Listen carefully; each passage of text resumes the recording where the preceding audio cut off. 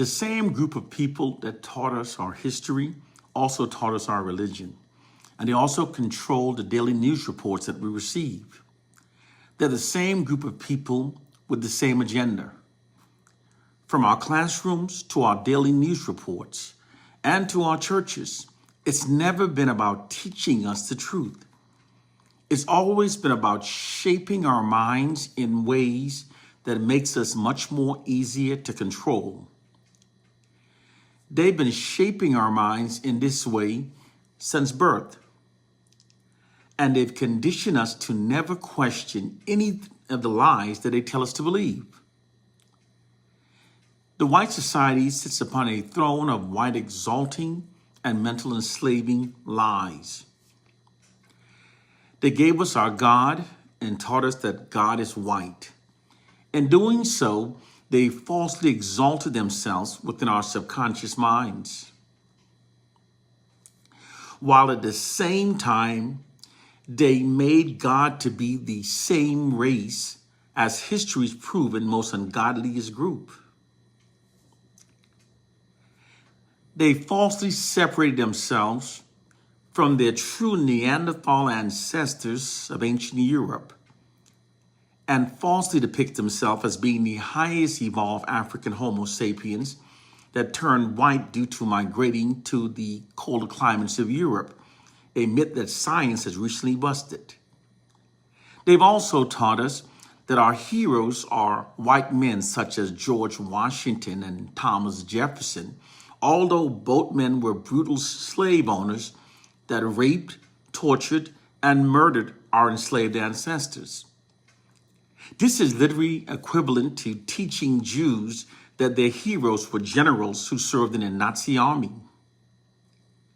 They also taught us a false whitewashed version of history that whitewashed facts to make themselves, that were actually the villains throughout history, appear as having been the heroes.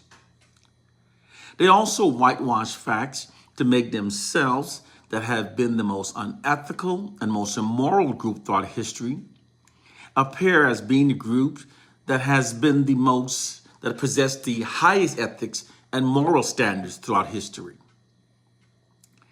They've also whitewashed facts to make themselves that are the group that has killed and stolen the most throughout history appear as having been the group that has killed and stolen the least throughout history.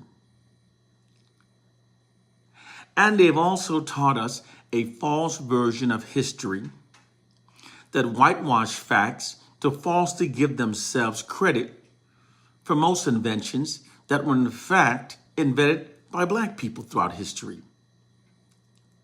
Come on now. When you step back and critically think, can you not see just how cartoonishly unrealistic it actually is? That everything that we've been taught to believe places Caucasians at the center of all significant historical events and makes them appear responsible for all inventions that have revolutionized the world. And everything we've been taught exalts their racial group. Do you not recognize just how statistically improbable that such results favoring one racial group actually is? It's cartoonishly unrealistic. It's all fraudulent propaganda. It's a fraudulent psychological warfare system that falsely exalts Caucasians in order to convey the subliminal message that Caucasians are inherently superior and are therefore supposed to rule over non-whites. According to white social scientists, doing so is necessary because people are inherently tribal and therefore do not naturally conform to the long-term dominance of other racial groups over their lives. People have to be conditioned to do so. This psychological warfare system, constantly falsely exalting Caucasians, meets that objective. White social scientists describe this nefarious practice as merely instilling a value system into the collective minds of non-whites that makes us adhere to the authority and existing infrastructure of the white dominant society.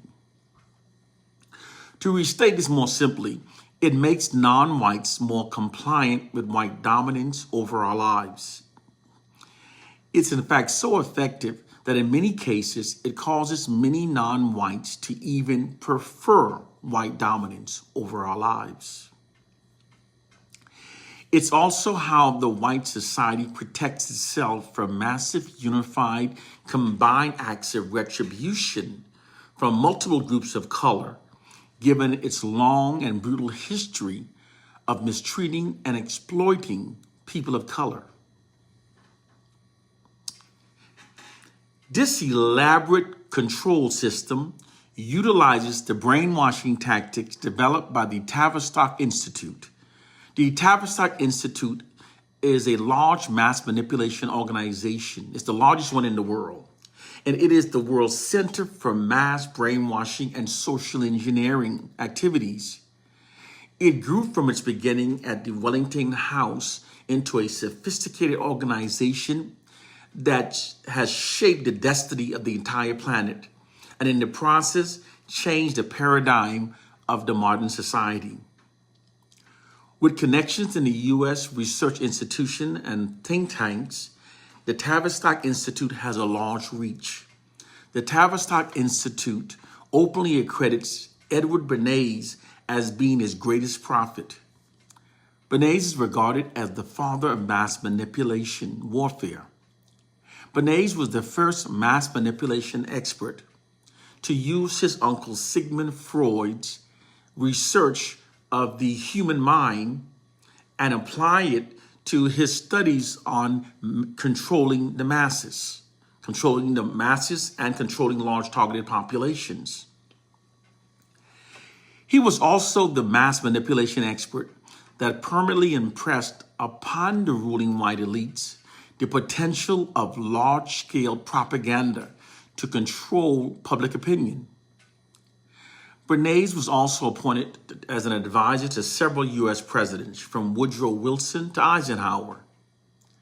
Bernays wrote in his 1828 book, Propaganda, that if we understand the mechanisms and motives of a group mind, it is now possible to control and regiment the masses and targeted populations according to our will without them even knowing it. Bernays further stated that the human mind is like a computer. Regardless of how efficient it may be, its reliability is only as great as the information that's fed into the mind. If it's possible to control the input into the human mind, then regardless of how intelligent people may be, it's entirely possible to control what they'll believe. The white society exploits this monopoly of information that people receive to control what we believe. Organizations like the Tavistock Institute have been shaping our perceptions of reality in ways serving the system of white supremacy for a very long time. They manufacture the narratives that are believed within our society. They manage emotions, influence opinions, they steer our culture, and even prevent Black rebellion, all in ways that serves and protects the system of white supremacy. We are governed, our minds are molded, our taste forms, our ideas are suggested, largely by men we've never heard of. In almost every act of our daily lives, whether in the sphere of politics or business, or in our social conduct or ethical thinking, we are dominated by a relative small number of men who understands the mental process and the social patterns of the masses. It is they who are controlling the public mind. The white elites have thoroughly studied the science of mass manipulation, and they use it for controlling the masses. That's a quote from Edward Bernays.